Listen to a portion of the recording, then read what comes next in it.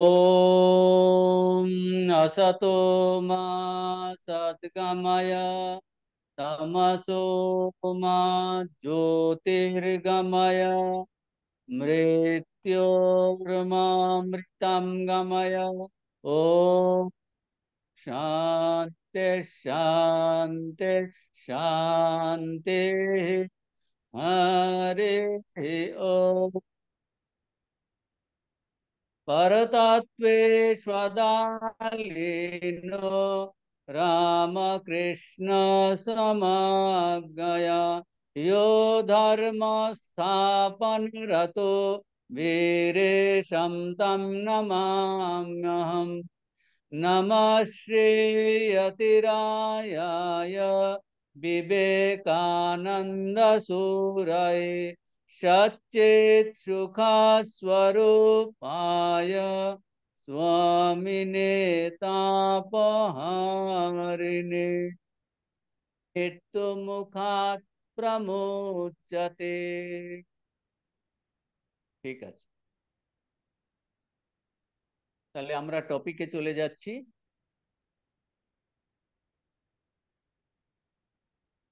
আমাদের আলোচ্য বিষয় হলো স্বামীজির জ্ঞানযোগ লেকচার, জ্ঞানযোগের বক্তৃতাবলীর the freedom of the soul, আত্মার মুক্ত স্বভাব।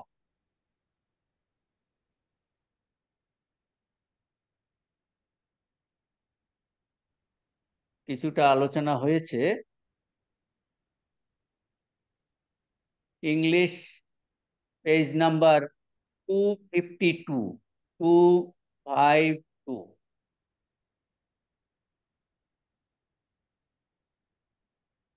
তাহলে আমরা গত ক্লাসে যা আলোচনা হয়েছে, স্বামীজি এই অদ্বৈত বেদান্তের মহান সত্য ও সিদ্ধান্ত আমাদের সামনে তুলে ধরেছেন অনেক আলোচনার পরে। যে কি সেটা? বেদান্তের শিক্ষা যে আমরা সবাই, আমি, আপনি, আপনারা প্রত্যেকেই, সবাই আমরা কি বলছেন বেদান্ত এক কথাতে, আমরা শুদ্ধ স্বরূপ। স্বামীজি 193 পৃষ্ঠার লাস্টে বলেছেন, আমরা রাজার রাজা, আমাদের অপেক্ষা বড় রাজা আর নেই। আমি দেবতাদের দেবতা, আমার অপেক্ষা বড় দেবতা নেই। তো এইটা বলার পরে স্বামীজি বলছেন যে আমাদের বর্তমান অবস্থার সঙ্গে সঙ্গে ঠিক এটা হলো বেদান্তের শিক্ষা। তারপর আমাদের বর্তমান মনের অবস্থা, আমাদের চিন্তা, তার কথাও বলছেন যে এই অদ্বৈত বেদান্তের এই যে মহান সত্য, এই শিক্ষা, এই সত্য সিদ্ধান্ত আমাদের কাছে অনেক বড় কঠিন কার্য বলে মনে হয়, আমাদের সেই রকম বোধ হয় যে এটা অত্যন্ত স্ট্রেঞ্জ। যেটা কি বলছে যে আমাদের বর্তমান অনুভবের সঙ্গে এটা তো মিলছে না, বর্তমান অনুভবের সঙ্গে এটা মিলছে না। এখন এর কারণ কি সেটা স্বামীজি বলেছেন। কারণ বলছেন এই 194 পৃষ্ঠার প্রথম প্যারাগ্রাফে এইটা আলোচনা করেছেন যে এই যে অদ্বৈত বেদান্তের সিদ্ধান্ত, এটা একটা কঠিন কার্য বলে মনে হয়, আমাদের বর্তমান অনুভবের সঙ্গে এটা মিলছে না। তার কারণ স্বামীজি বিশ্লেষণ করছেন, বলছেন এর কারণ হলো আমাদের কুসংস্কার, অন্য কোনো কারণ নাই।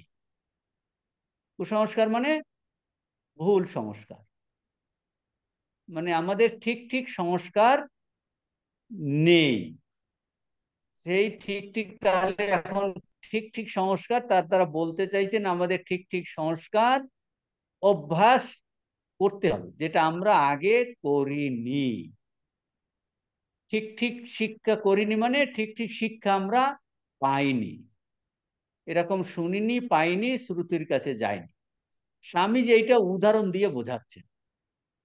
কি উদাহরণ দিয়ে বুঝিয়েছেন? বলছেন আমরা অনেক কুখাদ্য, কদর্য খাদ্য, দুষ্পাচ্য খাদ্য, এইগুলো খেয়ে আর উপবাস করে করে নিজেদের এখন সুখাদ্য খাবার অনুপযুক্ত করে ফেলেছে। আপনারা দেখেছেন কেউ যদি অনেক দিন উপবাস করে তাকে চট করে আপনি কি সামান্য একটু জল দেয়, তারপর একটু জল দেয়, ফিসফিস করে কথা বলে, আপনি সঙ্গে সঙ্গে তাহলে আহ, ভালো খাবার কাটলে খাওয়াতে পারবেন? মাংস বা মাছ, কাকলেট সেটা কিছু খাওয়াতে পারবে না। সামান্য একটু এই জল খাওয়াচ্ছে, খাওয়াচ্ছে, সেরকম বলছেন সুখাদ্য খাওয়ার অনুপযুক্ত করে ফেলেছি এই কদর্য দুষ্পাচ্য খেতে খেতে। তার মানে এটার দ্বারা কি বলছেন, যে ছোটবেলা থেকে আমরা এই দুর্বলতার শিক্ষা পেয়েছি, দুর্বলতার কথা শুনে এসছি। আর স্বামীজি বলছেন এটা ঠিক ভূত মানার মতো। বলছেন লোকে বলে ভূত মানি না, কিন্তু খুব কম লোকে আছে যে অন্ধকারে গেলে আমাদের না একটু গা ছমছম করে। বলছে তার মানে কি, এটা আমাদের নেহাতেই কুসংস্কার। বলছেন exactly the same thing so with all religious superstition. ওই উদাহরণের দ্বারা বলছেন রিলিজিয়াস সুপারস্টিশন এইটার কথা। এই 194 এই ফার্স্ট প্যারাগ্রাফে এইটা বলেছেন। কিন্তু আরো বলেছেন যে এটা যতই এটা কঠিন হোক না কেন, যে however trivial it may seem now, the time will come, এক সময় আমাদের জীবনে আসবে when we shall look back each one of us, প্রত্যেকেই আমরা আমাদের পিছনের যদি আমাদের দিকে তাকাই তখন আমরা হাসবো, we will smile at every one of these superstition which covered the pure and eternal soul। এইটা স্বামীজি বলেছেন। তো এখন তাহলে আমাদের কি বলছেন, যে কুসংস্কারের জন্য এরকম হয়েছে। এখন বলছেন তাহলে কি করতে হবে, বলছেন repeat, repeat with gladness, 253 page number. তাহলে আমাদের এখন দেখুন আমাদের প্র্যাকটিসের কথা বলছেন, repeat with gladness, with truth and with strength, I am free and was free and always will be free.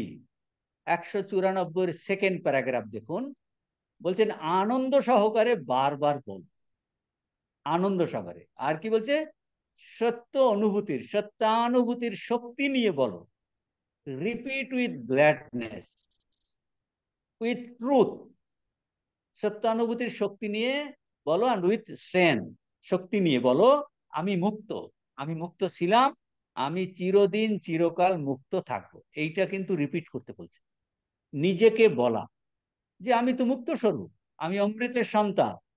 ভক্তরা আমরা কি বলবো, আমি ভগবানের সন্তান, আমি রামকৃষ্ণ দেবের সন্তান। তাহলে দেখুন ভক্তির দিক দিয়েও সেটা বলা যাবে। এখানে হাইয়েস্ট অদ্বৈত বেদান্ত বলছেন যে আমি মুক্ত ছিলাম, চিরমুক্ত। এখন বলছেন যে এই যে বেদান্তের এই মহান শিক্ষা, মহান ভাব, এইটা বলছেন এটা কিন্তু এই একমাত্র এই বেদান্ত ধর্ম থেকেই এই মহান ভাবটি সঞ্চারিত হবে। আর এই যে ভাবটি, এটা চিরদিন প্রাণবন্ত থাকার মতো একটা ভাব, প্রাণবন্ত থাকার যোগ্যতা সম্পন্ন। এই জন্য গীতাতে ভগবান বলেছেন শাশ্বতোয়ম পুরাণ, অয়ম এই আত্মা শাশ্বত, ইটারনাল, সনাতন, পুরাণ, এ কখনো পুরা অপি নবয়েব, সেই পুরাণ তত্ত্ব অত্যন্ত নূতন এখনো, মানে ঝকঝকে তত্ত্বকে, এই তত্ত্বতে কখনো কিন্তু জং ধরেনি। তো এইটাই বলছেন, এই এই বেদান্তের ভাবটি চিরদিন প্রাণবন্ত থাকার যোগ্যতা সম্পন্ন। This monistic idea will come out of Vedanta and it has one idea that deserves to be to live. এইটাই বেঁচে থাকার মতো উপযুক্ত তত্ত্ব। কেন বলছে, এটা তো শাশ্বত সনাতন, সেই জন্য এটা বেঁচে থাকবে, এটা ছিল, এটা আছে, এটা থাকবে। স্বামীজি আলো বলছেন ওই সেকেন্ড প্যারাগ্রাফে যে এই যে যেগুলো আমাদের ঋষিদের অনুভব, বেদান্তের গ্রন্থগুলি বলছেন ভবিষ্যতে কোনো কালে যদি নষ্ট হয়ে যায়, এই বেদ উপনিষদ গীতা যেতে পারে, বলছে তাতে কিছু আসে যাবে না। কত স্ট্রং কমেন্ট করছেন, তাতে কিছু আসে যাবে না। আর এই মহান ভাব তারা আবিষ্কার করেছিল, বলছে দ্যাট ডাজ নট ম্যাটার। এটা উত্তর মেরুতের হিব্রুদের মধ্যে আবিষ্কৃত হয়েছিল, না ভারতবর্ষে আবিষ্কৃত হয়েছিল, না, কোথায় চন্দ্র গ্রহে কোন গ্রহে আবিষ্কৃত হয়েছে? বলছে তাতে কিছু আসে যায় না। বলছে এটা হলো ইটারনাল ট্রুথ, এটা সবার জন্য এক। তো সেইটাই বলছে, দিস ইজ দ্য ট্রুথ। 253-তে, this is the truth and truth is eternal. বলছে এইটা হলো সত্য, এই তত্ত্বটি হলো সত্য, আর যা সত্য সেটা কিন্তু সনাতন। And truth is eternal, eternal মানে সনাতন। অ্যান্ড ট্রুথ ইটসেলফ, এবং সত্য আমাদের কি শিক্ষা দেয়? Truth itself teaches that it is not the special property of any individual or nation. দেখুন এই বেদান্তের মহান ভাব এত উদার। বলছে সত্য আমাদের কি শিক্ষা দেয়? এই সত্য আমাদিগকে শিক্ষা দেয় যে এটা কারো বিশেষ সম্পত্তি নয়, এটা কোনো দেশের সম্পত্তি নয়। হ্যাঁ, আমরা অনেক সময় গর্ব করে বলি ঠিকই যে ভারতের আছে এই বেদান্ত ধর্ম, কিন্তু এই বেদান্ত ধর্ম শুধু ভারতবর্ষের জন্য, আমাদের জন্য নয়, প্রত্যেকের জন্য। ইট ইজ সো ইউনিভার্সাল, এটাকে বলে সেই জন্য এটা সার্বজনীন। একদম বেদান্ত ধর্মই হলো সকলের মঙ্গলের জন্য। সেই জন্য শ্রুতি হলো সর্বহিতৈষিণী, শ্রুতি মাতা সর্বহিতৈষিণী। তো আরো বলছেন স্বামীজি, আর এই তত্ত্বটা শুধু মানুষের জন্য নয়, বলছে মানুষ, পশু, দেবতা সবাই এই সত্যের অধিকারী। কি মহান ভাব! এই জিনিসগুলো স্বামীজি এত সুন্দর বলছেন। এটা বলছে পশু পাখি কীট পতঙ্গ, বলছে সবাই এই সত্যের অধিকারী। ব্রহ্ম হতে কীট পরমাণু, সর্বভূতে সেই প্রেমময়। বলছেন এই মহান ভাব, এমন একটা মহান তত্ত্বের কথা বলছেন যেটা ঋষির অনুভব করেছেন পরম্পরাতে, গুরু পরম্পরাতে কত এরকম স্বামীজির মতো ঠাকুর যারা এটা অনুভব করেছেন। এই সেকেন্ড 194 এই সেকেন্ড প্যারাগ্রাফে স্বামীজি এইটা আলোচনা করেছেন যে সত্য আমাদিগকে এইটাই কিন্তু শিক্ষা দেয়, এটা কারো বিশেষ সম্পত্তি নয়, কারো বিশেষ সম্পত্তি নয়। এখন তাহলে বলছে এইটাই যদি সত্য হয়, তাহলে এইটাই তো সকলকে বলা উচিত, যেটা ইটারনাল শাশ্বত ট্রুথ। আপনি কাউকে যখন একটা জিনিস দেন, ভালো জিনিস উপহার দেন কিনা, ভালো জিনিস, টেকসই জিনিস, একদম সুন্দর করে যাতে অনেক দিন থাকে, জেনারেল অবস্থাতে আমরা সুন্দর করে আমরা জিনিস, ভালো জিনিস দিতে চাই, টেকসই জিনিস দিতে চাই। এখন বলছে সব থেকে টেকসই জিনিসটা কি? বলছে এই ইটারনাল ট্রুথ। বলছে তাহলে এইটাই তো সবাইকে কম্পকণ্ঠে বলতে হবে। বলছে সবাইকে এই সত্য শেখাও, তাহলে সবাইকে এই সত্য শেখাও, তাহলে আর জীবনটাকে দুঃখময় করার কি দরকার, প্রয়োজন কি? মানুষকে নানা প্রকার কুসংস্কারে পড়তে তাহলে দাও কেন? এইটাই ইটারনাল ট্রুথ, এটা বলছেন।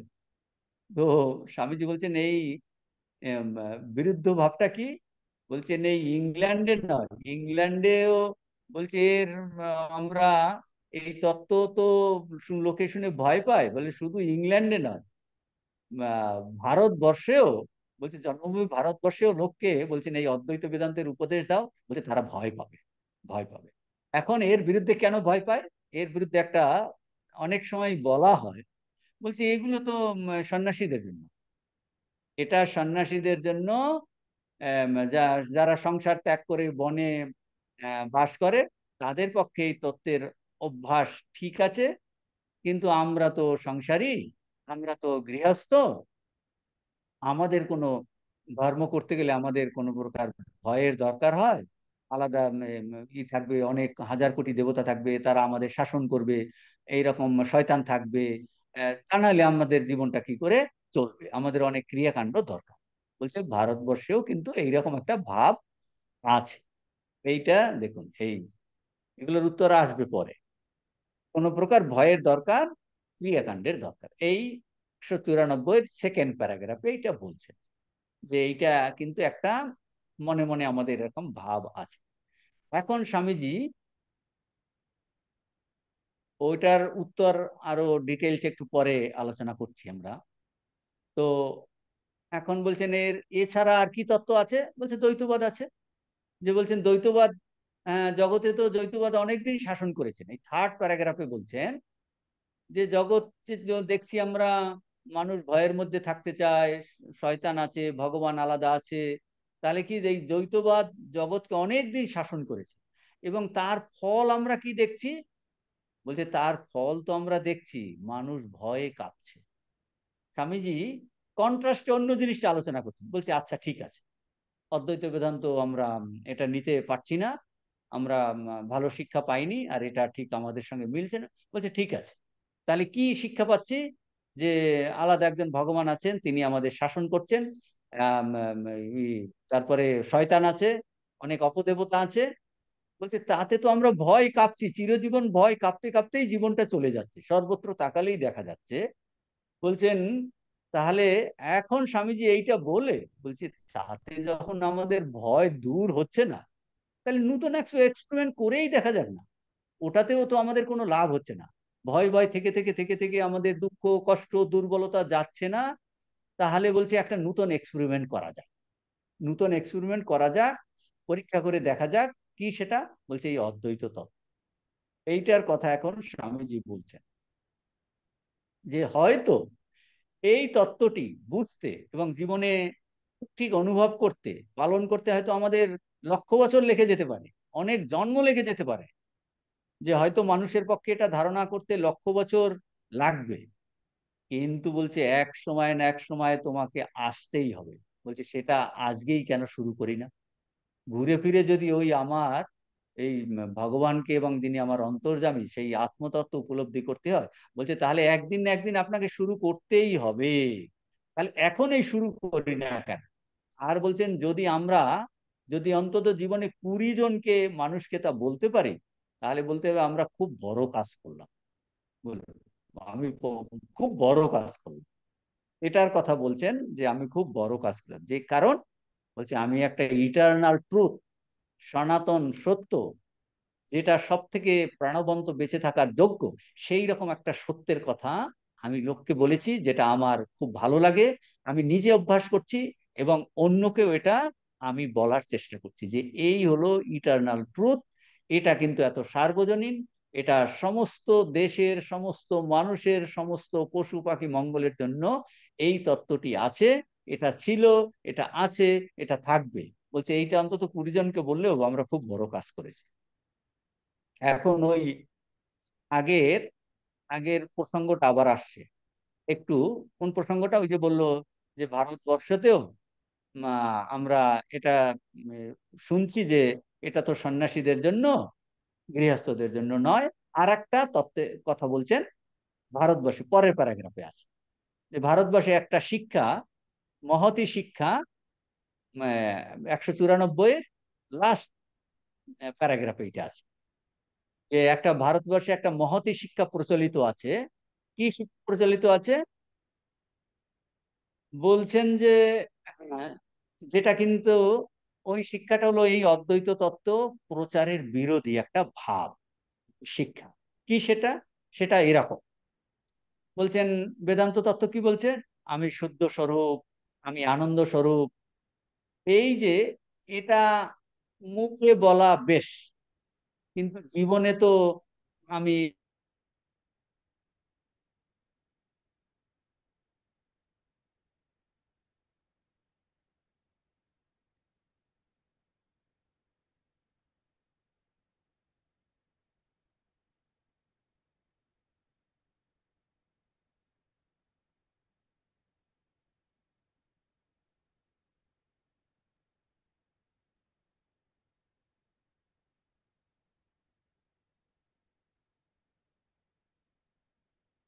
তার কথা।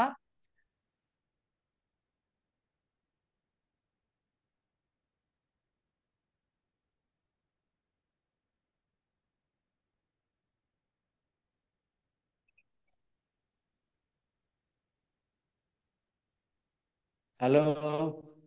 হুম। তো বলছেন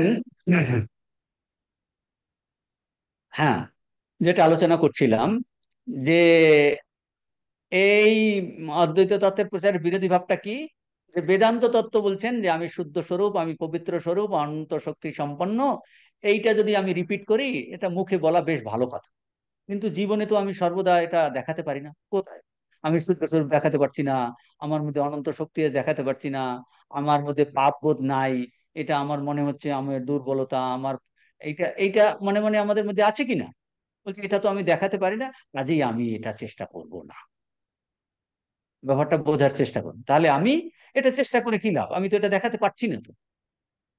স্বামীজি এখন এর উত্তর দিচ্ছেন, দেখুন, যেটা আমাদের মনের মধ্যে খুব কুড়ে কুড়ে যে জিনিসটা খায় না, স্বামীজি জানেন।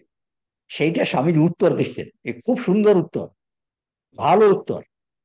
দেখুন, এই উত্তরগুলো আমাদের জানা দরকার, উত্তরগুলো না থাকলে হবে কি, আমি কিন্তু ঠিক বুঝতে পারবো না। এই জন্য স্বামীজিকে ভালো করে লাইন বাই লাইন পড়া দরকার। এত সুন্দর উত্তর দিয়েছেন। স্বামীজি বলছেন, কি বলছেন?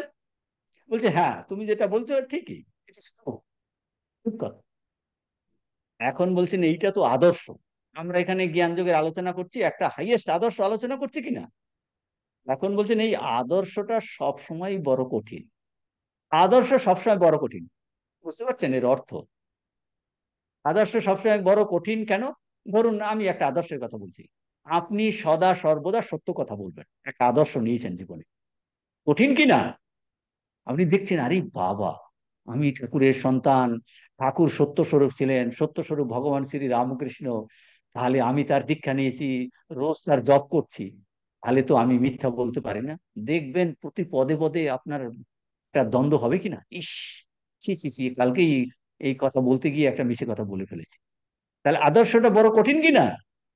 দেখবেন প্রতি পদে পদে সেই অনুযায়ী চলতে পারছি না, তাহলে কি আপনি রোজ মিথ্যা কথা বলতে শুরু করবেন নাকি? না না না না, পারছি না মহারাজ, এসে আমি বরং ওই রোজ ঘন্টায় ঘন্টায় মিথ্যা কথা বলবো, পারছি না তো, সত্য কথা বলতে পারছি না। গিয়েই দেখো, আদর্শ কিন্তু বড় কঠিন। আমি একটা উদাহরণ দিয়ে বোঝালাম যে আদর্শটা সবসময় বড় কঠিন, আদর্শ সবসময় বড় কঠিন। এখন স্বামীজি এটা আরো উদাহরণ দিয়ে বোঝাচ্ছেন। জগতে যত শিশু জন্মগ্রহণ করেছে, সে জন্ম থেকেই কি দেখে? দেখে যে তার মাথার উপরে আকাশ বহু দূরে, তাই না? বহু দূরে দেখছে চন্দ্র, সূর্য, গ্রহ, নক্ষত্র, সব দূরে, সব উপরে দূরে। তো সেই রকম ideal is always very hard. Page number 254, ইংরেজি 254, 254। এখন স্বামীজি দেখুন উত্তর দিচ্ছেন যে শিশুরা ছোটবেলা, আমরাও তো ছোটবেলা থেকেই এখনো দেখছি আকাশটা উপরে, গ্রহ নক্ষত্র। এখন বলছেন তাহলে কি আপনি আকাশের দিকে তাকাবেন না, বা আকাশে ওড়ার চেষ্টা করবেন না? কি বলছি বুঝতে পারছেন? স্বামীজি বলছেন তাই বলে কি আমরা মোটেই আকাশের দিকে তাকাতে চেষ্টা করব না, বা আকাশের দিকে যেতে চেষ্টা করব না? তাহলে কিন্তু আপনার এরোপ্লেন আবিষ্কার হতো না। বুঝতে পারছেন? দেখুন, যে আমরা কি তাহলে আকাশের দিকে যাওয়ার চেষ্টা করব না, বা আকাশের দিকে তাকাবো না? ইস, পাখি কি করে উড়ে যাচ্ছে, আমরা কি উড়বো না? বলছে দেখুন, আইডিয়াল ইজ ভেরি হার্ড। সত্যটা সবসময় এই 195 পৃষ্ঠার ফার্স্ট প্যারাগ্রাফ এইগুলো আছে, দেখুন। এইগুলো আপনাদের আমাদের সবাইকে চিন্তা করতে হবে, সবাইকে। আপনি ধরুন, আমি ছোট ছোট অনেক উদাহরণ দিয়ে এগুলো ব্যাখ্যা করা যায়। আপনি সকালবেলাতে ভোরে, যে আমি আমি রোজ 4:30টার সময় উঠবো, আপনি একটা আদর্শ নিয়েছেন, একদম ব্রাহ্ম মুহূর্তে উঠে আপনি জপ ধ্যান করবেন। এখন এই দেখবেন আরে 4:30টায় তো উঠতে পারছি না, ইস, আগে উঠতেন 7টার সময়, তো 7টা থেকে চট করে 4:30টাতে কি করে আসবে? তো 7টা থেকে, আচ্ছা 7টা থেকে 6টা হোক, সে 5:30 হোক, 5টা হোক, ধীরে ধীরে ধীরে ধীরে দেখুন আদর্শ কিন্তু কঠিন। উঠে সকালবেলা, এখন গরমকাল এসেছে, শীতকালে লেপ তোশক বাদ দিয়ে উঠে বসে জব ধ্যান করা, একটু করেই আবার শুয়ে পড়ছেন, আদর্শ কিন্তু কঠিন। যে এইটাকে বজায় রাখাটা, নিত্য নিয়মিত জব ধ্যান করা কঠিন কিনা, সকালবেলা গুরুর নির্দেশ পালন করা কঠিন কিনা, সত্য কথা বলা কঠিন কিনা, যে নিঃস্বার্থপরায়ণ হওয়া কঠিন কিনা, দেখো, তার মানে আদর্শ ইজ কঠিন, এবং আদর্শটা জীবন এস্টাবলিশ করা কিন্তু কঠিন। তাই বলে কি আপনি চেষ্টা করবেন না, সকালে উঠবেন না, সবসময় সত্য বলার চেষ্টা করবেন না, সবসময় নিঃস্বার্থ হওয়ার চেষ্টা করবেন না? না, ভগবানকে ধরে কাজ করতে পারছি না, তাহলে শয়তানকে ধরে কাজ করব না? ভগবানকে ধরেই আপনার মন বলবে না না না না, ঠাকুরকে ধরেই কাজ করতে হবে, সংসারে থাকতে হবে। তার মানে আদর্শ কঠিন হলেও আমরা আদর্শ দিকে যাওয়ার চেষ্টা করতেই হবে। এইটা স্বামীজি এই উদাহরণ দ্বারা বলছেন। আকাশ উচ্চ হতে পারে, তাহলে আকাশের দিকে যাওয়ার চেষ্টা করব না, তার দিকে আমরা তাকাবো না? এখন এইটাকে এই উদাহরণটা কাজে লাগাচ্ছে। কিরকম? বলছে উল্টো দিক দিয়ে বলছে, আচ্ছা তাহলে আকাশের দিকে তাকাবো না, তাহলে সবসময় মাটিতেই থাকতে হবে। সেটা কি? কুসংস্কার নিয়ে থাকতে হবে। যত ভুল অভ্যাসকে নিয়ে, ওই ভুল খাবার, মানে ইনডাইজেশন, ওই সব রটেন জিনিস, পচা রাস্তার পচা জিনিস, বাসি পচা জিনিস কিনে কিনে আপনি খাবেন। একবার খেয়েছেন, দুবার খেয়েছেন, খাবার পাননি, এখন পয়সা খরচা করিয়ে পচা খাবার খাওয়া। বলছেন কুসংস্কারের দিকে গেলেই কি সব ভালো হয়ে যাবে? পচা খাবার খেলে আপনার শরীর ভালো হবে? কোনো কালে হবে না। এইটা বলছেন যে কুসংস্কারের দিলেই কি আমাদের ভালো হবে?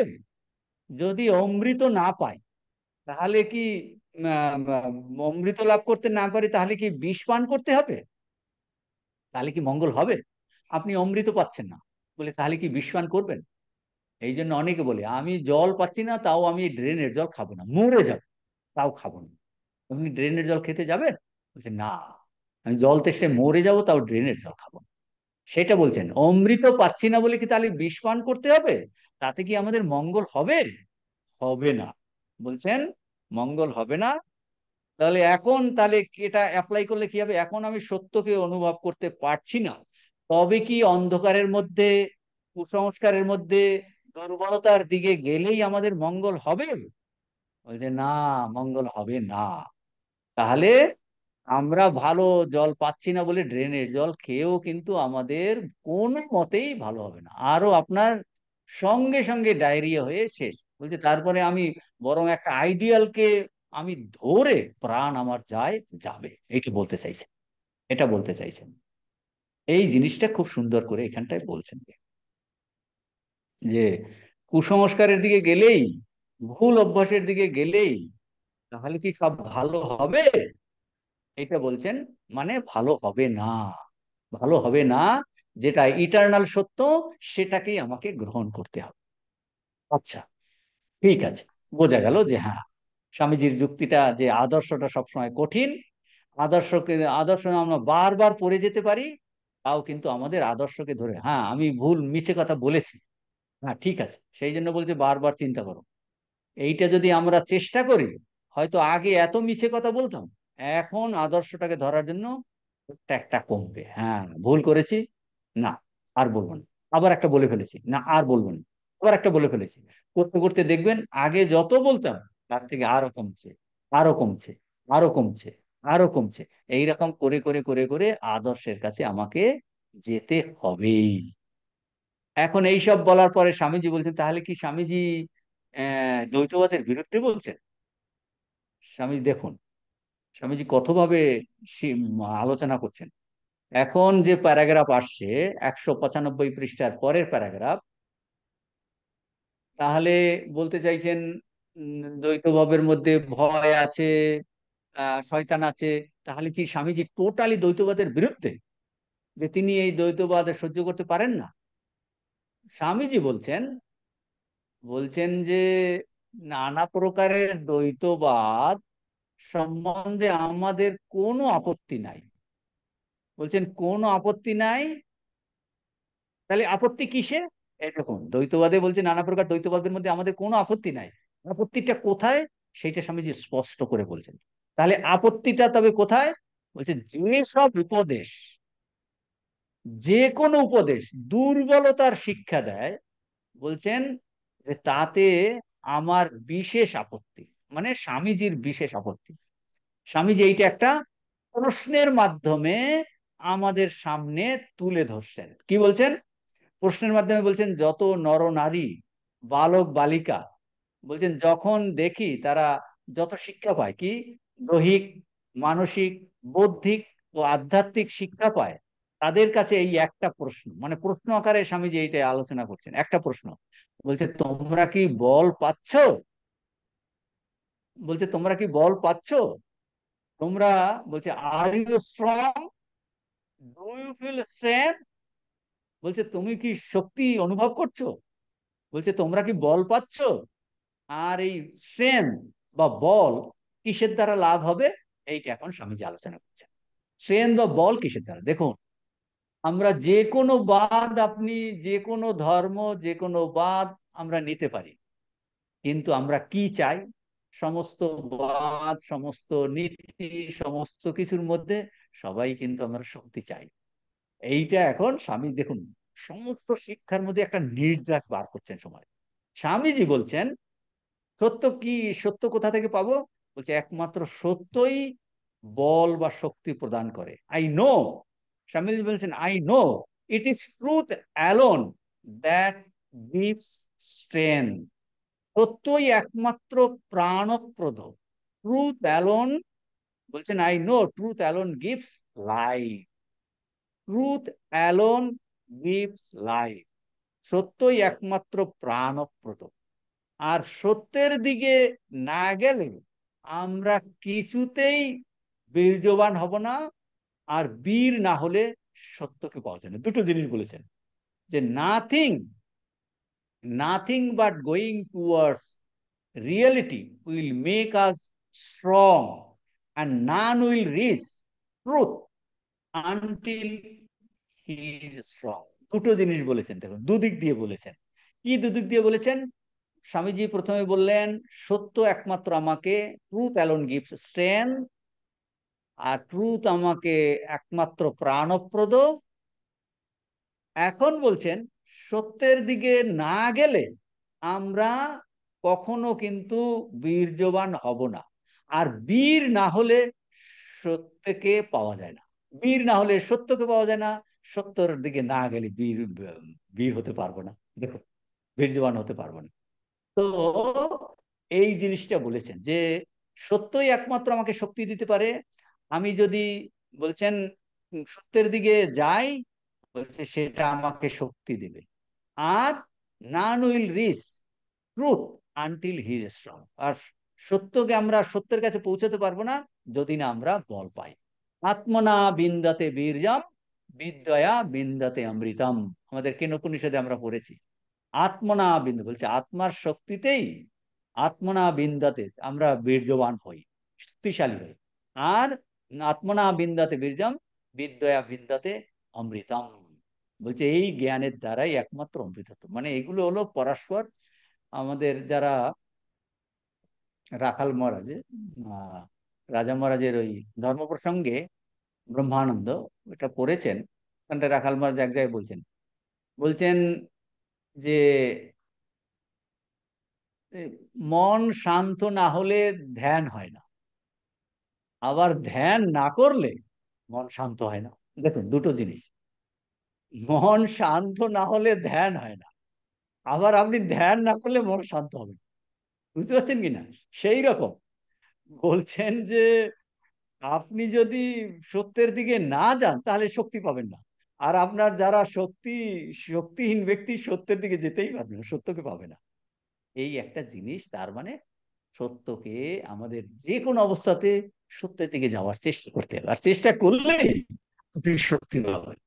শক্তি পেলেই আপনি সত্যের দিকে এগিয়ে যাবেন। এই হলো ব্যাপারটা বলছে। একটা ব্যাপার এইটা বলছে।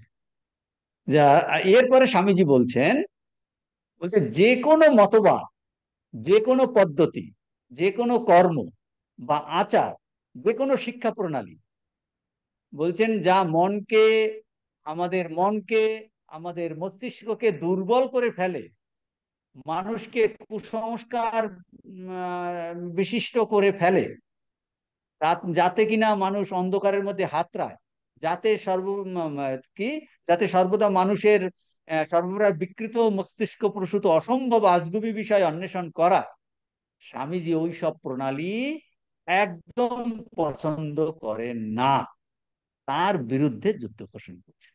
দেখুন, স্বামীজি বলছেন আমি কোনো মতবাদেরই বিরুদ্ধে নই, কিন্তু আমি এইটারই বিরুদ্ধ যে শিক্ষা মানুষকে দুর্বল করে, যে শিক্ষা মানুষকে কুসংস্কার বিশিষ্ট করে, বিকৃত মস্তিষ্ক সম্পন্ন করে, আজগুবি বিষয় অন্বেষণ করায়। বলছে আমি এর বিরুদ্ধে। এর অনেক উদাহরণ দিয়ে এগুলো ব্যাখ্যা করা যায়।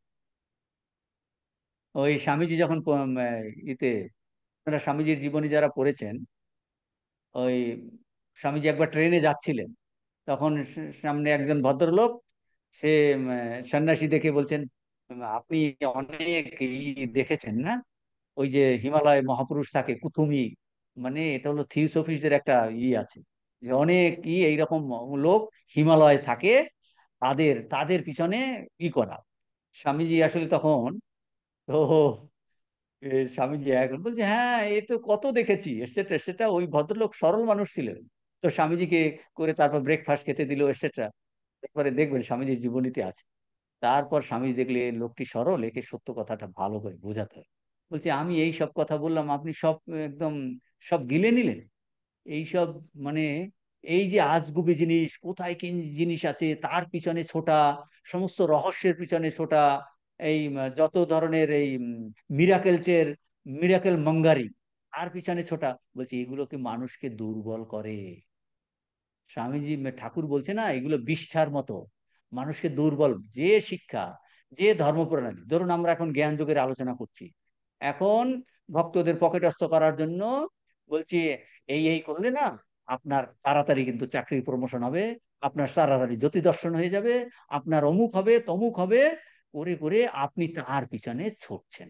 আজ গভীর যত রাজ্যের কথা এখানে যদি আলোচনা হয়, বলছে মানুষকে এটা দুর্বল করবে, নিজের পায়ে দাঁড়াতে দেবে না। বলছে কুসংস্কার সম্পন্ন করবে, বিস্তীর্ণ মস্তিষ্ক সম্পন্ন করে তুলবে। সেই শিক্ষার শিক্ষার বিরুদ্ধে স্বামীজি প্রতিবাদ করছেন।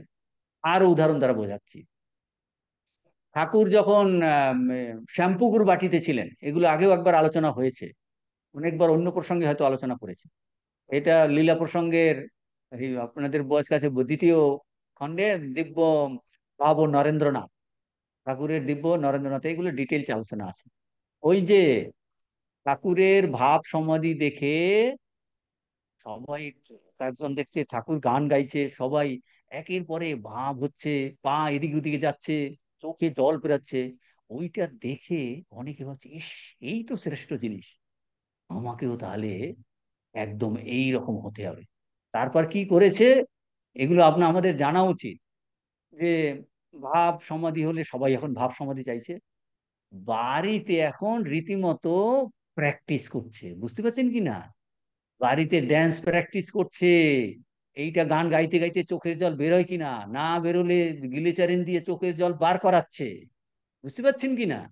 তো নরেন্দ্র দেখলো এই অনেকে হঠাৎ করে তারা এই ঠাকুরের ভাব সমাধি হলে ঠাকুর হঠাৎ সমাধিতে চলে যাচ্ছেন, আর যে কোনো ভালো ভক্ত তারও এরকম ভাব সমাধি হচ্ছে, অনেকে দেখে তাদের লালসাতে হঠাৎ করে ফিট হয়ে পড়ে যাচ্ছে। স্বামীজি দেখলেন এটা তো একটা বিচিত্র জিনিস, অনেক পড়ে যাচ্ছে। স্বামীজির এত তীক্ষ্ণ নজর, ও বাড়িতে বাড়িতে ভক্তদের খোঁজ নিতে শুরু করলো, দেখছে বাড়িতে তারা ওইসব প্র্যাকটিস করছে, বুঝতে পারছেন কিনা? গান গাচ্ছে, গান গাওয়ার সঙ্গে এগুলো প্র্যাকটিস করছে, চোখের জল বেরায় কিনা, হঠাৎ করে পড়ে যায় কিনা, রীতিমতো। আমরা অনেক সময় যোগ করে বলি যে ভাব সমাধি, ভাব ও মেকিং কটেজ ইন্ডাস্ট্রি তখন তৈরি হয়েছিল শ্যামপুকুর বাটির চতুর্দিকে। কটেজ ইন্ডাস্ট্রি, ভাব ভাব কি করে আসে, তার জন্য কটেজ ইন্ডাস্ট্রি। তো দেখাচ্ছেন মস্তিষ্ক, নার্ভ গুলো দুর্বল হয়ে গেলে আপনি ফিট হয়ে পড়ে যাবেন। তখন স্বামীজি এইগুলো ধরে ফেলেছে, ধরে ফেলে বলছে, রীতিমতো বলছে এদের ভালো খাবার খাওয়াও, নার্ভ গুলো দুর্বল হয়ে গেছে, সেই জন্য ড্যান্স করার সময় নাচার সময় পড়ে যাচ্ছে। ওটা তাদের কোনো ভাবই হয়নি, নার্ভাস উইকনেসের জন্য পড়ে যাচ্ছে। আর ভাবছে আমার ভাব হয়েছে ভগবানের নামে, সে কাঁদে একদম আকুল হয়ে যাচ্ছে। তো এই বলছেন, যে শিক্ষা মানুষকে দুর্বল করে, যে ড্যান্স মানুষকে দুর্বল করবে, যে কান্না মানুষকে দুর্বল করবে, বলছে সেই কান্নার তোমার দরকারই নেই। জোর করে কেঁদে কি লাভ? তোমার ভিতরে কামকাঞ্চনের প্রতি আসক্ত, তুমি সত্য কথা বলতে পারো না, তুমি চালাকি করো, তুমি করাপশন করো, আর ড্যান্স করার সময় চোখে জল দিয়ে তোমার কি লাভ হবে কিছু? এই জিনিসগুলো স্বামীজি বলছেন, যে এটা অত্যন্ত মানুষের মস্তিষ্কটাকে দুর্বল করে ফেলে। এর বিরুদ্ধে স্বামীজি রীতিমতো যুদ্ধ ঘোষণা করছেন, যুদ্ধ ঘোষণা করছেন। সেই জন্য এই স্বামীজি বলছেন ওইসব প্রণালীর একদম পছন্দ করতেন না। এই জন্য স্বামীজি বলছেন বৈষ্ণব সম্প্রদায়ে যে এই হরিনামের সংকীর্তনে নাচা সেটা ভালো, কিন্তু এই বেশি নাচলে বলছে কুণ্ডলিনী শক্তি জাগরিত হতে পারে, কিন্তু হঠাৎ করে সেটা নেমে যাবে, মানুষের মধ্যে কামের প্রবৃত্তি এমন আসবে, মানুষকে অধঃপতনে নিয়ে যাবে। বুঝতে পারছেন? অধঃপতন নিয়ে, হরিবোল করে নাচা ভালো, অল্প স্বল্প হাততালি দিলেন সেটা খুবই ভালো, কিন্তু ওই সবাই নাচছে বলে আপনিও নাচতে শুরু করলেন, বা তখন আর কোনো কন্ট্রোল থাকে না, ছেলে মেয়েদের ফ্রি মিক্সিং হয়, বলছেন তাতে মানুষের দুর্বলতা বৃদ্ধি পায়, ও আধ্যাত্মিক ভাবে উন্নতি হয় না। এইগুলো স্বামীজি একদম নখদর্পণে দেখেছেন। এখানেও ওই তারই ইঙ্গিত করছেন, মস্তিষ্ক মস্তিষ্ক হয়ে যায়। আমরা মনে করি সব একসঙ্গে নাচলেই বোধহয় আমার আধ্যাত্মিকতা বৃদ্ধি পেল। মোটেও না, মোটেও না।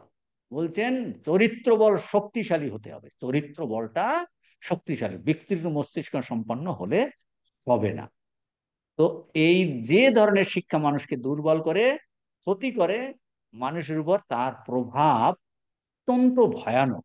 এইটা স্বামীজি বলছেন যে এই আজগুবি কুসংস্কারপূর্ণ বিষয় যেগুলো অন্বেষণ করায়, সেইগুলো মানুষকে আহ, অত্যন্ত, মানুষের উপর এর প্রভাব অত্যন্ত ভয়ানক, এটা কোনো তাদের উপকার করে না, সেগুলি নিতান্ত নিষ্ফল, নিতান্ত নিষ্ফল। স্বামীজি ওইগুলোর বিরুদ্ধে যুদ্ধ ঘোষণা করছেন। তাহলে দ্বৈতবাদ হোক যে কোনো বাদ হোক, দেখুন পরিষ্কার করে বুঝতে হবে। আপনি দ্বৈত বলুন, বিশিষ্টাদ্বৈত বলুন, অদ্বৈত তত্ত্ব বলুন, বৈষ্ণব ধর্ম বলুন,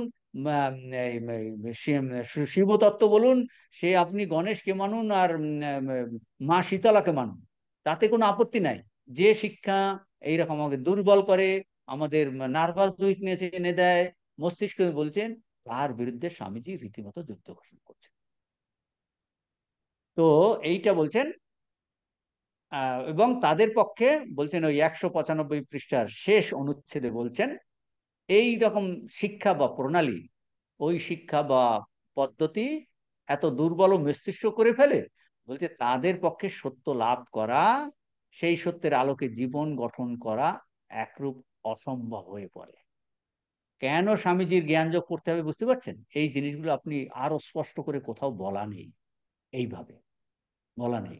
অনেক সময় আমরা কথামৃত পড়ি, অন্য জিনিস পড়ি, কিন্তু ওর ভিতর থেকে কি জিনিস আমাদের নিতে হবে, তার অর্থ কি, এটা স্বামীজিকে পড়ে বুঝতে হবে। স্বামীজিকে এই জন্য বলছেন, তুরীয়ানন্দজিকে বলছেন, তোরা, বলছে তোমরা আমাকে প্রথমে বোঝো, তারপর ঠাকুরকে বুঝবে। ঠাকুরের শিক্ষা বুঝতে হলে স্বামীজির মাধ্যমে বুঝতে হবে, স্বামীজির মাধ্যমে বুঝতে হবে। তো বলছেন এইরকম স্ট্রেংথ অ্যালোন, সেই জন্য বলছেন শক্তি, strength alone is the one thing needful, এইটাই জগতে একমাত্র জিনিস প্রয়োজনীয়।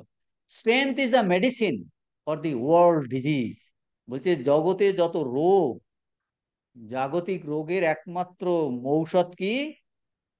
এই হলো শক্তি। আমাদের আবশ্যক একমাত্র বল বা শক্তি, শক্তি হলো এই পার্থিব দুর্ভোগের একমাত্র মহা ঔষধ। তারপর স্বামীজি বলছেন যে দরিদ্রগণ যখন ধনীগণের দ্বারা পদদলিত হয়, তখন শক্তি দরিদ্রদের একমাত্র মহা ঔষধ। মূর্খ যখন বিদ্বানের দ্বারা উৎপীড়িত হয়, তখন শক্তি এই মূর্খের একমাত্র মহা ঔষধ। পাপীরা যখন পাপীদের দ্বারা উৎপীড়িত হয়, তখন এই এই পাপীদের কি দরকার, বলছে এই শক্তি একমাত্র ঔষধ। আচ্ছা, বোঝা গেল তাহলে শক্তি কোথা থেকে পাবো, প্রশ্ন আসে। আচ্ছা ঠিক আছে, স্বামীজিকে আমরা বিশ্বাস করলাম যে সর্বত্র আমরা শক্তি চাই। ধনীরা পদদলিত করলে দরিদ্রদের শক্তি দরকার। আচ্ছা, মূর্খরা যখন, যারা শিক্ষিত তারা মূর্খদের পদদলিত করেন, তাদের হাতের শক্তি আছে, তারা উৎপীড়িত হয়, মূর্খদের শক্তি দরকার। তারপর পাপীদেরও শক্তি দরকার, আর এক পাপীদের দ্বারা অন্য পাপীরা, অন্য পাপীরা অন্য পাপীকে উৎপীড়িত করে, পাপীদেরও শক্তি দরকার, যারা উৎপীড়িত হচ্ছে। বোঝা গেল যে শক্তি আমাদের জীবনে প্রতি মুহূর্তে দরকার। আমরা এখানে জ্ঞান যোগের আলোচনা করছি, প্রত্যেকে আমরা শক্তি চাই। আমরা কি শক্তি চাই? আমরা ফিজিক্যাল শক্তি চাই, আমরা মানসিক শক্তি চাই, আমরা বৌদ্ধিক শক্তি চাই, আমরা আধ্যাত্মিক শক্তি চাই। শক্তি আমরা সবাই চাই, কেউ আমরা চাই না আমরা যে পড়াশোনা করি, সংসার যেভাবে দিন দিন আমি দুর্বল হব, কেউ চায় না। শক্তি আমাদের চাই সর্বত্র। প্রশ্ন হলো কি, শক্তি কিভাবে পাবো? স্বামীজি বলছেন যে অদ্বৈতবাদ যেরূপ যেরূপ বল বা শক্তি প্রদান করে, আর কোনো কিছুই সেটা করতে পারে না।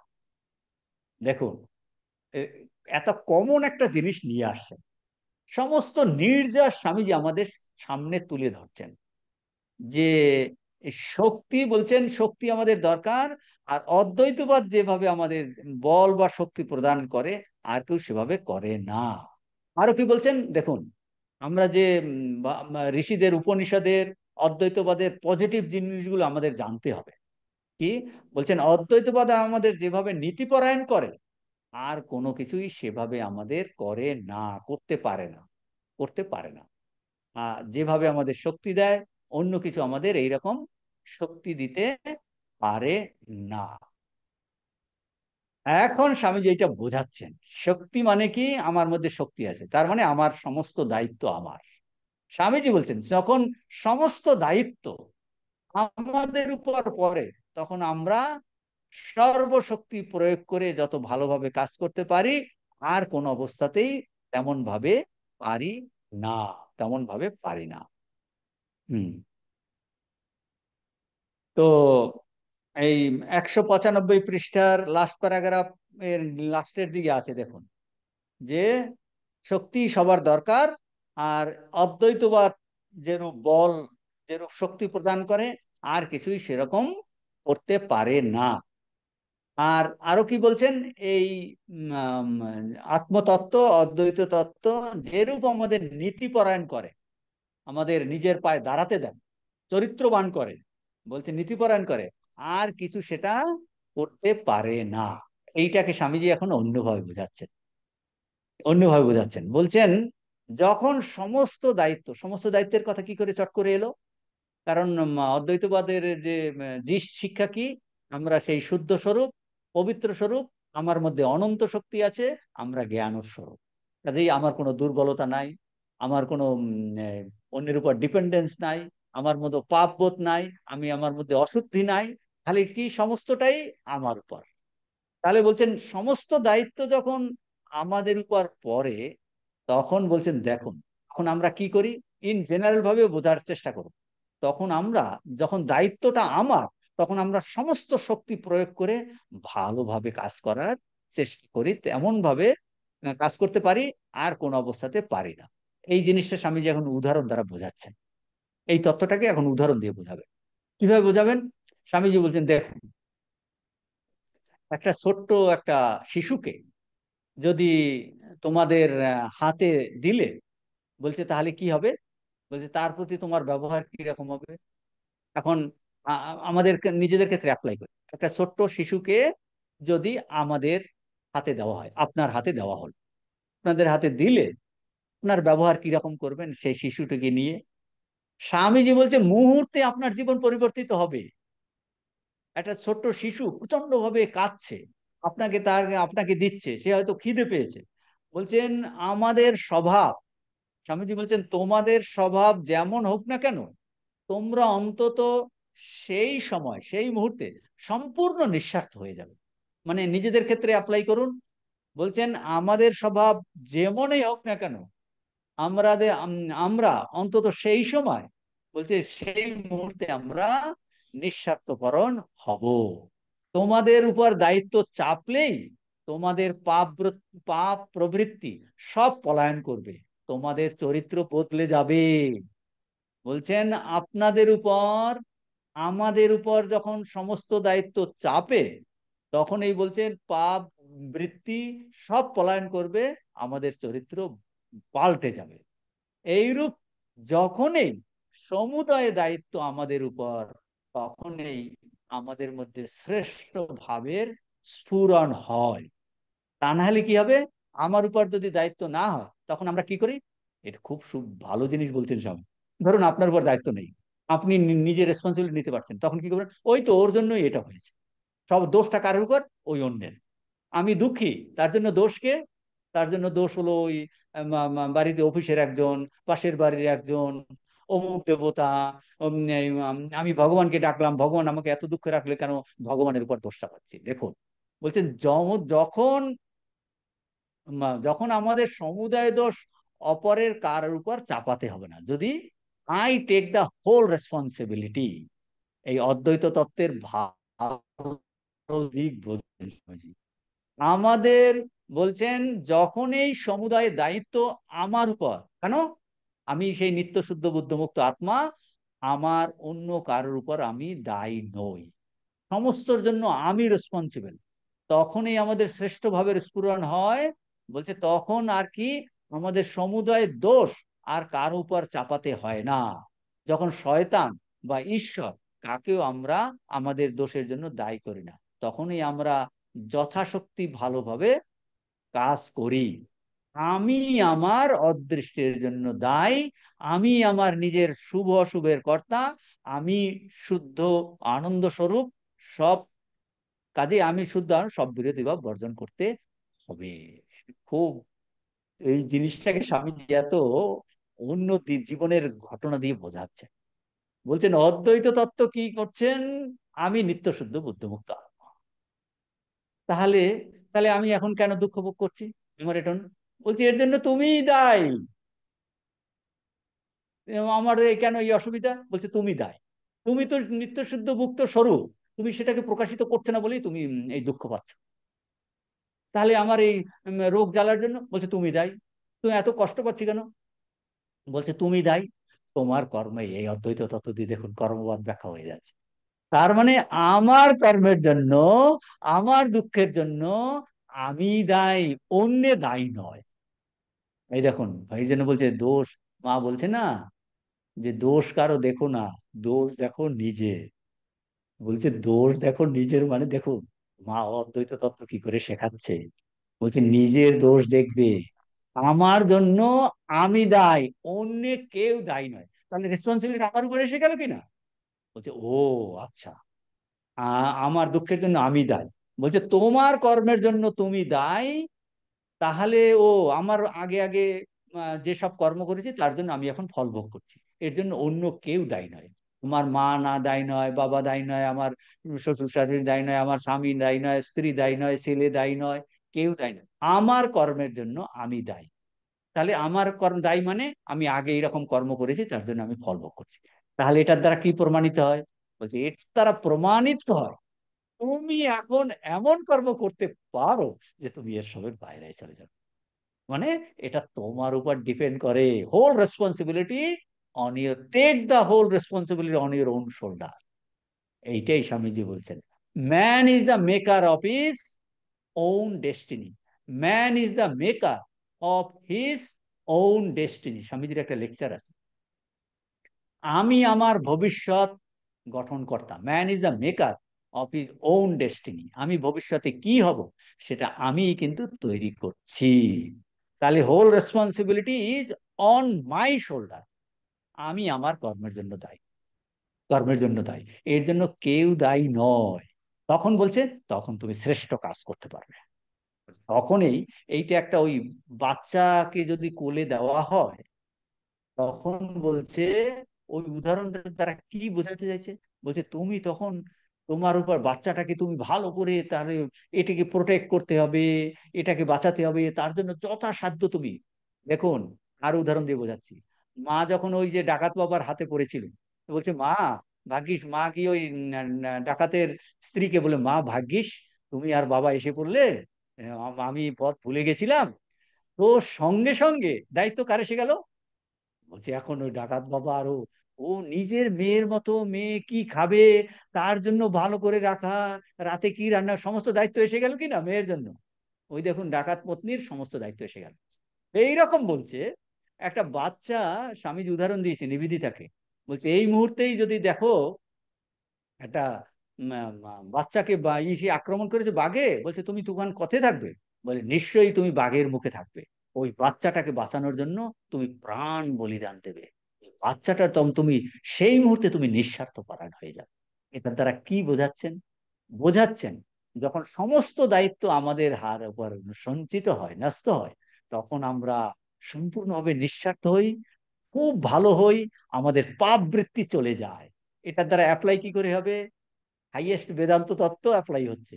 বলছে যখন আমি আমার জন্য দায়ী, তখন মূলত আমি শুদ্ধ পবিত্র স্বরূপ, তাহলে আমি পাপ কাজ করতে পারি না, আমি দুর্বল হতে পারি না, আমি মিছা কথা বলতে পারি না, আমি রামকৃষ্ণ দেবের সন্তান, আমি মায়ের জন্য বলি প্রদত্ত, আমি অমুকের থেকে দীক্ষা পেয়েছি, আমার এই সম্প্রদায় থেকে এসেছি, আমার দ্বারা কোনো হীন কাজ, কোনো খারাপ কাজ, কোনো কিছু হতে পারে না। দেখুন, রেসপন্সিবিলিটি এসে গেছে, আমি এইরকম শুদ্ধ স্বরূপ, পবিত্র স্বরূপ।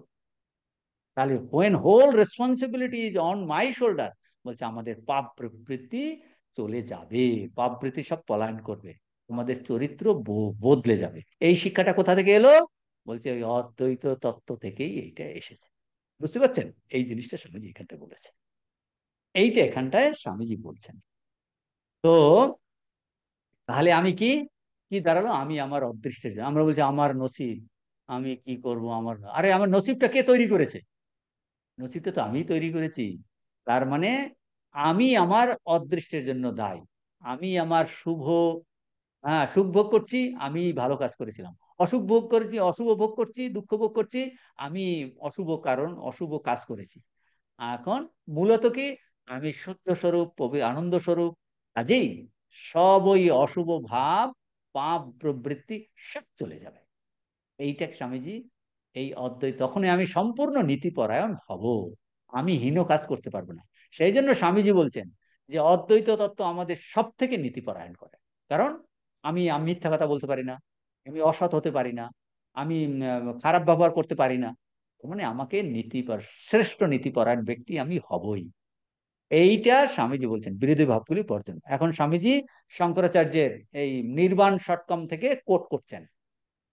নির্বাণ ষটকম, এই যে ন পুণ্যম ন পাপম ন সক্ষম ন দুঃখম ন মন্ত্র ন তীর্থম ন বেদা ন যজ্ঞাঃ অহম ভোজনম নৈব ভোজ্যম ন ভোক্তা চিদানন্দ রূপহম শিবোহম শিবোহম ন বন্ধুর ন মিত্রম ন গুরুর নৈব শিষ্য গুরুর নৈব শিষ্য চিদানন্দ রূপ শিবোহম শিবোহম। তো বলছেন না মৃত্যুর না শঙ্কা, না মে জাতি ভেদ, পিতা নৈব মে নৈব মাতা না জন্ম।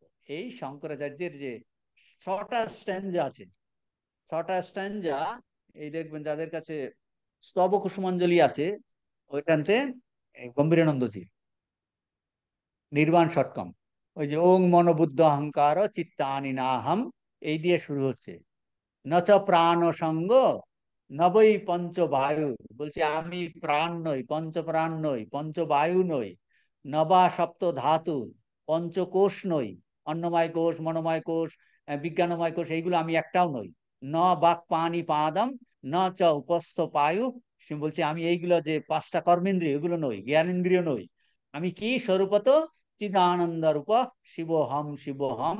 বলছে আমার রাগ নাই, নমে দেশ রাগ, দেশ নাই, রাগ নাই, নবে লোভ মোহ, মদ নৈব মে নৈব মাৎসর্য ভাব, তো মাৎসর্য নাই, ঈর্ষা নাই, আমার ধর্ম নাই, অধর্ম নাই, না ধর্ম না চার্থ, অর্থ নেই, কামও নেই, মোক্ষ নেই, চিদানন্দ রূপ শিবোহম শিবোহম।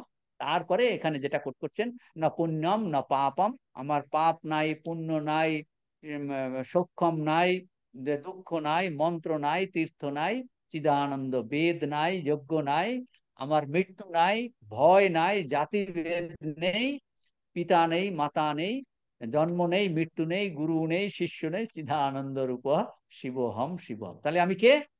অহম নির্বিকল্প নিরাকার রূপ, বিভূতাচ্চ সর্বত্র সর্বেন্দ্রিয়াণাম, নচা সঙ্গতম নৈব মুক্তির মেয়ম, চিদানন্দ রূপ শিবোহম শিবোহম। বলছেন আমি হলাম নির্বিকল্প, আমাতে কোনো ধরনের বিকল্পনা নাই, নিরাকার রূপ, সর্বব্যাপী বলিয়া, সর্বত্র বিদ্যমান, আমি ইন্দ্রিয়গণের সঙ্গে সম্বন্ধযুক্ত নই, বলছেন আমি চিদানন্দ ভোগ শিবোহম শিব, মানে কি বলছেন, এইটা হলো আমার প্রকৃত স্বরূপ, কাজেই আমার মধ্যে কোনো পাপবোধ থাকতে পারে না। তো মোটামুটি আলোচনা হয়ে গেছে। এখানে আবার রিপিট জিনিস কিছু এসেছে, যে স্বামীজি বলছেন এইটা কোট করে, যে বেদান্ত বলেন এইটা একটা প্রার্থনা স্তব আমাদের একমাত্র অবলম্বনীয়, this is the only way to reaching the goal, to tell ourselves, নিজেকে বলা, and to tell everybody else that we are divine. তাহলে আমাকে কি বলতে হবে, আমরা দিব্য সম্পন্ন, দিব্য দৈব শক্তি সম্পন্ন, দিব্য সত্তা সম্পন্ন, পুনঃ পুনঃ এটা নিজেকে মনে করাতে হবে। আমি পাপী নই, আমি দিব্য শক্তি সম্পন্ন, দিব্য সত্তা সম্পন্ন। পুনঃ পুনঃ এইরকম বলতে বলতে কি হবে, আমাদের মধ্যে শক্তি আসবে। প্রথমে স্বামীজি বলছেন, প্রথমে যে খুঁড়িয়ে খুঁড়িয়ে চলছিল, সে ক্রমশ পায় বল পেয়ে মাটির উপর পা সোজা রেখে চলতে থাকে। দেখো, বলছি আমাদের অনেক সময় কঠিন মনে হয়, কিন্তু বলছে এই সত্যটা আমার স্বরূপ, এইটা নিজেকে বারবার বলতে বলতে বলতে বলতে শক্তি আসবে। এই তো বলতে বলছেন স্বামীজি, শক্তি আসবে। আমাদের এই স্তোত্রটা মনে না থাকলেও নিজেকে কি বলতে হবে, যে আমি শুদ্ধ স্বরূপ, আমি পবিত্র স্বরূপ, আমি জ্ঞান স্বরূপ, আমার মধ্যে অনন্ত শক্তি আছে, আমি হীন হতে পারি না। বলছে এইরূপ বলতে বলতে থাকলে কি হবে, আমি নিত্য শুদ্ধ বুদ্ধ মুক্ত আত্মা, আমার জন্ম নাই, মৃত্যু নাই। তাহলে কি হবে, বলছে শক্তি আসবে। তাহলে কি রকম আসবে, প্রথমে যারা যে খুঁড়িয়ে খুঁড়িয়ে চলছিল, উদাহরণ দিয়ে বোঝাচ্ছে, সে ক্রমশ পায়ে বল পাবে। আর যে তারপর উপর মাটির উপর পা সোজা রেখে চলতে থাকবে, চলতে থাকবে। শিবহম শিবহম এই অভয় বাণী ক্রমশ কি হবে, গভীর হতে গভীরতর হয়ে আমাদের হৃদয় অধিকার করবে। শেষে আমাদের প্রতি শিরায় শিরায়, ধমনীতে ধমনীতে এটা এই যেন বাঁচতে থাকবে, শরীরের প্রত্যেক অংশে পরিব্যাপ্ত হয়ে জ্ঞান সূর্যের কিরণ যতই উজ্জ্বল থেকে উজ্জ্বলিত হতে থাকে, তখনই আমাদের মোহ সব ছিন্ন বিচ্ছিন্ন হয়ে যাবে, অজ্ঞান রাশি দূর হবে। দেখুন, আমাদের অজ্ঞান, দুর্বলতা, রোগ দূর করার উপায় স্বামীজি বলছেন, যে এইটা বারবার উচ্চারণ করতে করতে শিরায় শিরায় ধমনীতে ধমনীতে, যে আমি বলো নিজেকে, আমি নিত্য শুদ্ধ বুদ্ধ মুক্ত আত্মা, তো বলতে বলতে এটা শরীরের প্রত্যেক অংশ পরিব্যাপ্ত করবে। তো ধীরে ধীরে আমাদের মোহ দুর্বলতা চলে যাবে। তো এইটা চলে যাবে, কারণ এই এই দুর্বলতার জন্য আমাদের যত দুঃখ আসে। তারপরে যে প্যারাগ্রাফ লাস্টে যেটা এখানে আলোচনা আছে, সেটা আগে একবার আলোচনা হয়ে গেছে। আমি তাও সিনপসিস আলোচনা করে দিচ্ছি লাস্ট প্যারাগ্রাফের 197 পৃষ্ঠাতে। এখানটায় স্বামীজি ওই আগের কথাই আবার বলছেন, যে বেদান্তের এই যে মহান শিক্ষা, বলছেন এটা অনেকের পক্ষে, আমাদের পক্ষে অনেক ভয়ানক মনে হতে পারে। তার কারণ হলো পূর্ব কুসংস্কার। আমরা এই শিক্ষা আমরা কখনো শুনিনি, পাইনি, ভুল শিক্ষা পেয়েছি, ভুল তত্ত্ব পেয়েছি। দেশে, এবং স্বামীজি বলছেন দেশে, আমাদের দেশে, বিদেশে, ইংল্যান্ডে, আমেরিকাতে, সর্বত্র অনেক লোক আছে, যে তাদের যদি বলা হয় যে শয়তান বলে কেউ নাই, বলে তারা ভাবে যা, সমস্ত ধর্ম চলে গেল। অনেকেই স্বামীজিকে বলেছেন যে শয়তান যদি না থাকে, তাহলে ধর্ম কি রূপে থাকতে পারে। ওই যেমন আপনারা সিনেমাতে যদি ভিলেন না থাকে, তাহলে সিনেমা কি করে দাঁড়ায়, বুঝতে পারছেন, সিনেমাতে যদি ভিলেন না থাকে, তো সেই রকম আর কি, ভিলেন না থাকলে ফিল্ম, নভেল, এগুলো কি করে হয়। তো বলছেন না, কোনো শয়তান টয়তান নাই, তাহলে কি সিনেমাই দাঁড়াবে না। সেই রকম আর কি, ধর্মের ক্ষেত্রে তাহলে আমরা কি চাই, একজন ভিলেন চাই, একটা শয়তান চাই। তাহলে কি, ধর্মের ক্ষেত্রেও আমাদের শাসন করার মতো করবার কেউ যদি না থাকে, তাহলে আমাদের জীবনযাত্রা কি করে নির্বাহ হবে। তাহলে কিন্তু স্বামীজি বলছেন সত্যটা কি, নির্ভেজাল সত্য, আমরা ওই যে বলছেন আমরা অন্যজনের দ্বারা নিয়ন্ত্রিত হতে চাই, যে আমাকে সবাই অন্য আরেকজনে নিয়ন্ত্রিত করুক, আমার থেকে ভালো ভগবান আলাদা থাকুক, একজন শয়তান থাকুক, বলতে সে আমাকে যত কষ্ট দেবে, আর আলাদা একজন ভগবান আছে, সে তার কাছে আমাকে সব সময় যেতে হবে। তো বলছেন আসল কথা, স্বামীজি বলছেন নির্ভেজাল সত্য হলো আমরা ওইভাবে নিয়ন্ত্রিত হতে চাই, যে কেউ আমাকে সবসময় নিয়ন্ত্রিত করুক, নিয়ন্ত্রিত হতে চাই, ওইভাবে আমরা অভ্যস্ত। তাই তাই ভালো লাগে প্রতিদিন আমাদের। কেউ না কেউ যদি তিরস্কার না করে তাহলে সুখী হতে পারি না, বুঝতে পেরেছেন? তিরস্কার যদি কেউ না করে, বলছি আজকে আমাকে কেউ তিরস্কার করলো না, আমি তাহলে ঠিক কি করে হব? মানে আমরা তিরস্কৃত হতে চাই। অনেক সময় একটা গল্প বলা হয়, কিছু মনে করবেন না, আগে একবার বলেছিলাম। ওই যে আদিবাসী, তো ওদের তো আদিবাসী যা মানে তার একজন স্ত্রী, সে আরেকজন আরেকজন আর স্ত্রীকে বলছে, বলছে তোর স্বামী কি সুন্দর, তোকে মারে। আমার স্বামী আমাকে একদমই মারে না। ও, বুঝতে পারছেন? তো দু- তার না মারলে ভালো লাগছে না, মারবে তবে তার ভাল লাগছে। মানে এটার দ্বারা কি বোঝাতে চাই, বোঝানো হচ্ছে যে আমরা সব সময় চাই কি একজন আমাকে শাসন করে, একজন আমাকে থাপ্পড় দিই বা কড়া কড়া কথা বলে, তখন আমি ঠিক হব। অ্যাকচুয়ালি এটা এক সময়ের জন্য দরকার হতে পারে। অনেকে দেখবেন মহারাজরা খুব কড়া কথা বললে না ভালো লাগে, মহারাজ আমাকে কড়া কথা বলেছে, হ্যাঁ তুমি এরকম করছো, খালি এটা, বাহ। অনেকে নিতে পারে না, অনেকে আছে মহারাজদের থেকে একটু বকুনি টকুনি খেলে ভাল লাগে, যে মহারাজ আমাকে বকেছেন, আমার ভালোর জন্যই বকেছেন। হ্যাঁ ঠিক আছে, সেটা ঠিকই আছে, কিন্তু সমস্ত জীবনই আপনি বকুনি চাইবেন? এটা কি ঠিক হবে? হবে না। বলছি এইভাবে যদি আপনি সব জীবনটাকে অভ্যস্ত করে ফেলেন, যে একজন সবসময় আমরা আপনাকে বকবে, ফোন করে এটা বকবে ওটা বকবে, বলছে তাহলে আপনি ওই রকম, আপনি ওই বকুনি চান, শাসিত হতে চান, কখনো নিজের পায়ে দাঁড়াতে চান না। এইটা স্বামীজি বলছে। বলছে আমরা এই এই যে পায়ে পায়ে হাঁটা যেন ক্র্যাশ নিয়ে হাঁটতে হাঁটতে নিজেরা নিজের পায়ে দাঁড়াতেই পারি না, হাঁটতেই পারি না। তো এইটা বলছেন নির্বিচার সত্য। বেদান্তের শিক্ষা কিন্তু বলছেন এটা নেহাত আমাদের কুসংস্কার। তাহলে বেদান্তের মহান শিক্ষা কি? এই দেখুন লাস্টে 197 পৃষ্ঠার এই প্যারাগ্রাফের, কিন্তু এখন যতই ইহা ভয়ানক বলিয়া বোধ হোক, এমন এক সময় আসিবে যখন আমরা সকলেই অতীতের ইতিহাস স্মরণ করিয়া শুদ্ধ অনন্ত আত্মাকে যে সকল কুসংস্কার আবৃত করিয়া রাখিয়াছিল, সেগুলির প্রত্যেকটি স্মরণ করিয়া হাসিব এবং আনন্দ দৃঢ়তার সহিত সত্যই বলিব, আমি সেই আত্মা, চিরকাল তাহাই ছিলাম এবং সর্বদাই তাহাই থাকিব। দেখুন, এই পজিটিভ টোন নিয়ে স্বামীজি এই লেকচার শেষ করছেন, যে এক সময় না এক সময় আমাদের ঘুরে ফিরে এই শক্তিশালী তত্ত্বতে আসতে হবে, যে আমি সেই শুদ্ধ পবিত্র স্বরূপ। আমাকে কোনো, এইটাই ভক্তির দিক দিয়ে ঠাকুর বলেছেন। হ্যাঁ, ভগবানের নাম নিয়েছি, আমার আবার কিসের পাপী? বলছে কৃষ্ণ কিশোরের কি বিশ্বাস, বল তুই শিব। সে তার তুলে দিল, মুছে এসে কি বলছে, তুই শিব, শুদ্ধ হয়ে গেল। দেখো ভক্তির দিক দিয়ে একই তত্ত্ব আসছে কিনা। আপনি ভগবানের কাছে প্রার্থনা করুন এটসেট্রা, আর দিন দিন নিজেকে পাপী বলছেন, দুর্বল হচ্ছেন, বলে তাহলে তোমার কোথাও একটা ভুল হচ্ছে। এই দেখুন, ভক্তিতে ওই ওই একই শিক্ষা আসছে। তাহলে এটা কি হবে? ভগবানের নাম নিয়ে দিন দিন আমি শক্তিশালী হব, ওই একই শিক্ষা ঘুরে ফিরে আসছে। তো the freedom of the soul, এই হলেন যে আত্মা আমরা শুদ্ধ পবিত্র স্বরূপ, জ্ঞান স্বরূপ, আমাদের কোনো দুর্বলতা নাই। এইটা নিজেকে বারবার রিপিট করতে বলছেন, যে আমি ভক্তির দিক দিয়ে করুন, হাইয়েস্ট বেদান্তর দিক দিয়ে করুন, বলছে এইটা রিপিট করতে করতেই আমাদের সমস্ত দুর্বলতা চলে যাবে, সমস্ত পাপবোধ চলে যাবে, সমস্ত অজ্ঞান দূরীভূত হবে, দিন দিন আমরা শক্তিশালী হব, জ্ঞান বৃদ্ধি পাবে, আমরা নিজের স্বরূপকে উপলব্ধি করতে পারবো। এইটাই স্বামীজি চাইছেন, এটাতেই একমাত্র কল্যাণ আর মঙ্গল। আজকে এখানেই শেষ করছি।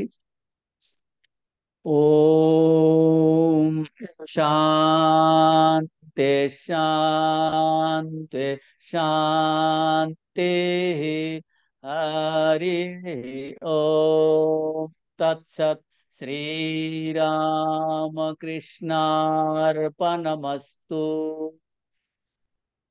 প্রশ্ন আছে? সময় যদিও বেশি হয়ে গেছে, প্রশ্ন কারো কিছু আছে? নেক্সট দিন বলবো তো? বলুন। নেক্সট দিন বলবো প্রশ্ন? হ্যাঁ, না, বলছি যে নেক্সট দিন আমি ভাবছি ওই এটারই একবার পুরো লেকচারটার সিনপসিস আলোচনা করে দেব, তারপর অন্য লেকচারে চলে যাব, মহারাজ, হ্যাঁ, তাই তাহলে না? ভালো হয়। হ্যাঁ, হ্যাঁ, হ্যাঁ। ওই লাস্টে যেটা ছিল না যে মহারাজ, যে যে পাপীদের অন্য পাপীদের দ্বারা উৎপীড়িত হচ্ছে, হ্যাঁ, হ্যাঁ, সেখানে শক্তি হ্যাঁ, একমাত্র ঔষধ। হ্যাঁ, তো ওই শক্তিটা কোত্থেকে পাচ্ছি? অদ্বৈতবাদে যে কি ওটা নীতি পরায়ণদের দায়িত্ব, ওটা বুঝতে পারছি না ভালো করে। হ্যাঁ। শক্তি বলছেন, একমাত্র শক্তি আসবে, পাপীদেরও শক্তি আসবে সেই আত্মনা বিন্দাতে বীর্যান।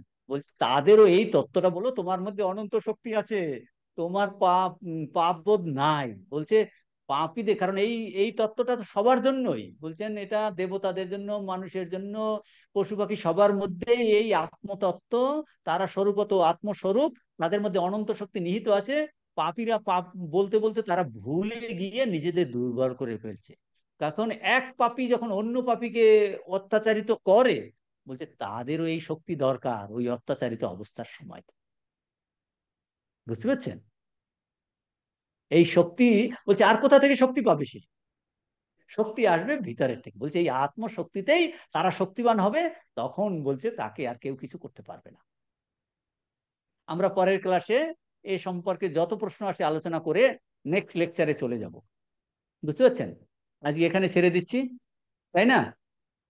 বলুন, কি বলবেন কিছু? হ্যালো, হ্যালো হ্যাঁ মহারাজ। বলুন। বলছি হুম। অদ্বৈতবাদ আর বিশিষ্টাদ্বৈতবাদ তাহলে কোনটা পার্টিকুলার কিছু বিষয় মানে পার্থক্য আছে?